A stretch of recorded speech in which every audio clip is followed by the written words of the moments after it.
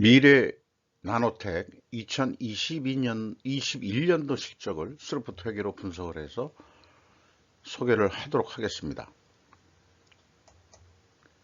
매출은 18.6% 증가했고요. 영업이익은 무려 스루프트 회계상 604%가 증가했습니다. 하단에 나와 있는 내용 참조해 주시고요. 내용이 좋았다고 생각하시면 구독, 좋아요 부탁드리고 1.5배속을 보시기 바랍니다. 그리고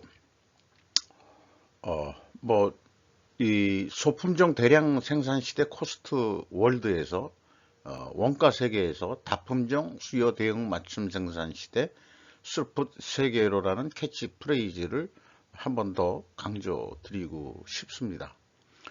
그리고 저는 그 인벤토리 턴, 그 재고 회전율과 재고 자산 매출 원가 의 투명성에 대해서 회계 투명성에 대해서 선택과 집중을 하고 있습니다. 그리고 경영 성과는 통제다 하는 메시지도 전달하고 있습니다. 원가 회계 손익계산서로서 그 매출은 2021년도에 3,165억 원을 달성해서 전년도보다 18.6% 증가했습니다. 그리고 이제 그 새롭게 요 중간에다가 재고 자산을 넣습니다. 그것도 가공비 배부 재고 자산만 넣습니다. 이것이 이제 0.4% 감소했습니다. 일반적으로 매출이 증가하면은 재고도 증가하는데 거꾸로 그 재고를 줄인 사례가 나왔습니다. 이것은 매우 바람직한 결과라고 생각합니다.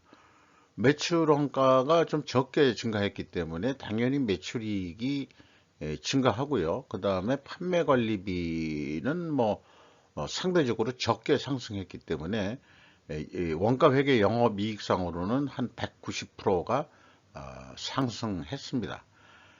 이 원가 생산성도 0.05포인트가 상승했습니다. 스루프트 회계로 보면은 매출에 비례하는 매출 재료비가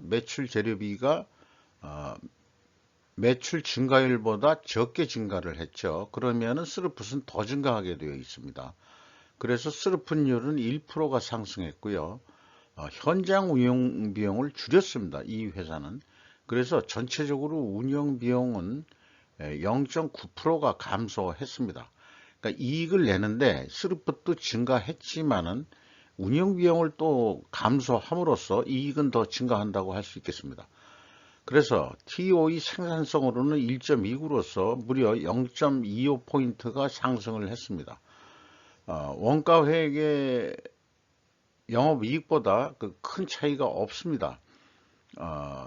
2,700만 원뿐이 안 되고요. 전년도에는 45억 원이 더 적은 수치인데 이 경우는 작년에 재고가 많이 증가해서 올해는 매출도 증가했지만은 재고를 효과적으로 관리했다.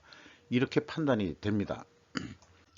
그래서 재고자산 내역으로 오면은 WCAI 가공비 배부 재고자산이 1억 6,500만 원 감소했고요.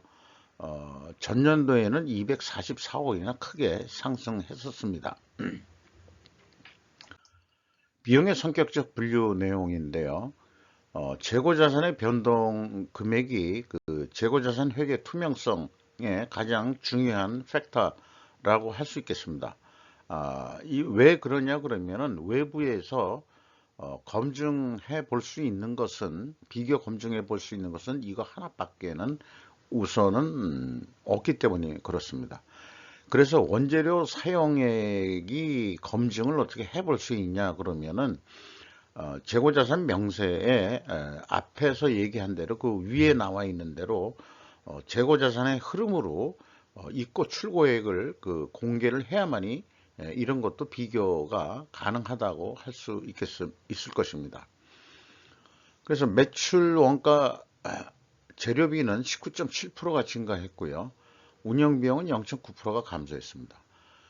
그리고 가공비율이 16%로 전년도보다 2% 감소했는데 상대적으로 재료비가 증가했다는 것은 원재료 가격이 상승했다. 이렇게 이제 추정해 볼 수 있겠습니다. 손익계산서에서도 그렇게 추정을 해 볼 수 있는 거죠. 총 제조 비용의 차이가 있습니다. 이것은 이제 다음 장에서 좀 더 추가적으로 말씀드리기로 하고요. 이것이 이제 재고 자산의 변동범위 기준에 따라서 이 차이가 나오게 되어 있습니다.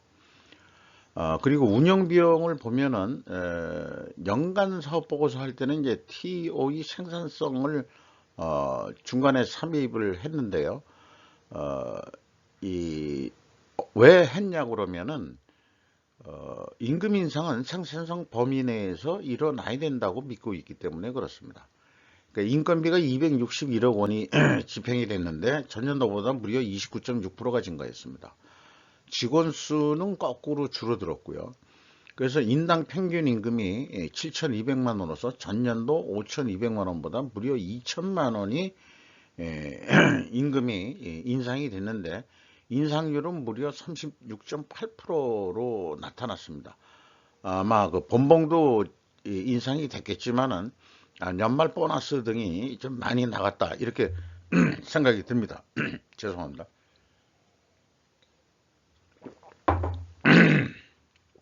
외주비가 또한 근데 줄었습니다. 매출이 증가했는데도 어떻게 외주비는 또 어떻게 줄였는지 구체적으로는 모르겠습니다만은 외주비를 좀 줄이고 또 그렇게 됐는데 아마 그 공정상 그냥 그 추측을 해보자고 한다면은 과거에 그 외주 처리하던 것을 야간을 해서라도 직원은 줄었습니다만 직영 처리하는 쪽으로 그 작업을 한 것도 있지 않을까 그렇게 또 상상을 해봅니다. 그런데 그 생산성이 1.29가 상승을 했는데 1.29로 임금 인상은 36.8%라 그러면은 아마 보통 그 생산성 범위 내에서 인상해야 된다 하는 게 기준이지만 그걸 오버했거든요. 아마 직원들이 감격해 마지 않았을까 이렇게 또 추측을 해봅니다. 자관 2021년도는 경영성과가 매우 좋은데 2022년도 상반기 거를 분석을 해보려니까 그게 뭐 정정 공시를 하면서 그 데이터들이 다 확인할 수가 없어 가지고 할 수 없이 2021년도 거를 좀 분석을 했는데 2021년도에 매우 이 회사는 경영성과가 크게 개선이 됐다 이렇게 보여집니다. 2단계 검증으로서 아까 이 총 제조 비용의 차이가 이제 6억 7천만 원 차이가 있는데 재고 자산의 변동 범위의 그 차이로 해가지고 전체 재고 자산을 변동 범위 기준으로 한다 그러면은 그래서 그 BWCAI의 그 증감액을 가감해 주어도 여전히 갭이 남습니다. 이게 매년 연속해서 이렇게 그 갭이 있다는 얘기는 뭔가 특별 원인이 있고 뭔가 있을 텐데 이 내용이 무엇인지는 재고자산 명세를 가지고는 전혀 추적할 단서는 구하지 못했습니다. 이 부분만큼은 불투명하다. 그래서 2단계 불투명성은 저는 이제 그 검은 백조와 같다라고 비유를 좀 해보고 싶습니다. 다른 모든 것이 백조 같이 투명하다고 하더라도 하나의 이렇게 검은 백조가 나타나면은 모든 것이 부인할 수 있다고 저는 그렇게 생각합니다. 그래서 분식회계 개연성 가정이 일단은 성립할 수 있다. 현금 물음표 기준으로는 다 일반적으로 다 잘 맞히죠. 전체 재고자산의 증감액인데 재고자산 평가손실, 환입액 등으로 하면은 다 일반적으로 다 맞춰줍니다.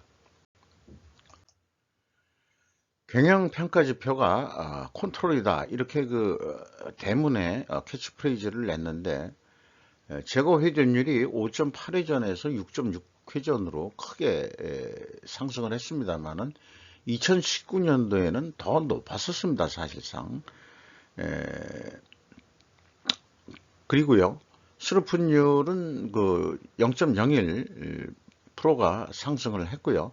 이렇게 그 동일 방향의 상승이면은 재고자산 매출원가 회계가 투명하다 그렇게 가정을 합니다만은 아까 그 2단계 쪽에서는 좀 불투명한 부분이 있다고 말씀드렸죠. 그래서 이 투명 가정도 입증을 하려면은 원재료 가격이 하락이나 판매 가격 상승으로 입증해야 된다.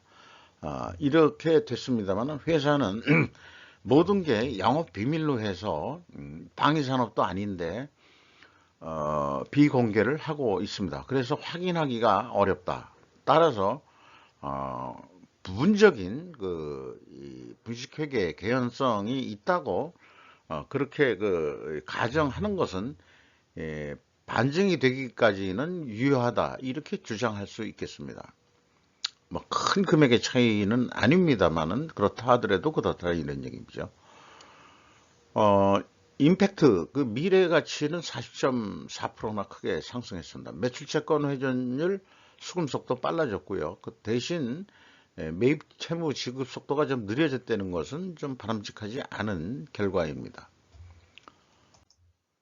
그래서 원가 회계보다는 스루풋 회계 그 개념으로 그 2022년도 매출액을 예측을 해보면은 운영비용이 한 7% 오른다고 그 2021년도 실적 감안해가지고 7% 인상이 된다, 증가가 된다 이렇게 보고 영업이익을 무려 100%나 더 이익을 내보자 이렇게 계획을 했다고 그런다면은 한 4천억 정도는 해야 된다 이렇게 예상이 됩니다.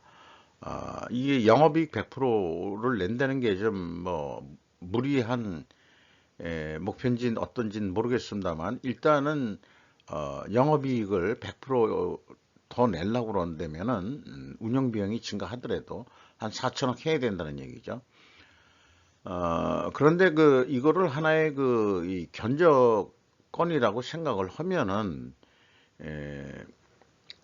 뭐 양심적이라기보다도 있는 데이터 가지고 다 이 해보더라도 매출 재료비가 한 2% 증가한다고 이렇게 그 가정을 했을 때 이 34만 5,378원 정도뿐이 제한을 할 수가 없어요. 그 원가 회계하고 틀려가지고 그러면은 이대로 제한을 한다고 봤을 때 34만 5천 원에 계약이 됐다. 그러면 이제 남는 게 27,109원이 남는 것으로 그렇게 됩니다. 이거를 좀 더 이익을 내보자. 그렇게 된다 그러면은 다른 거는 다 관두더라도 재고 회전율 죄송합니다. 재고 회전율을 그 13.1% 증분시키는 거에 달성한다면은 7.5회전이죠. 그러면은 매출 효과는 그 43만 5,468원이 된다. 100만 원 단위로 다시 환원해서 얘기한다면은 4,354억 원을 달성할 수 있을 것이다.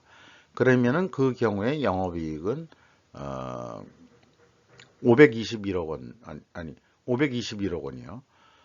그래서 계획 대비 그 한 90%선 정도 더 높게 이익을 낼 수 있다.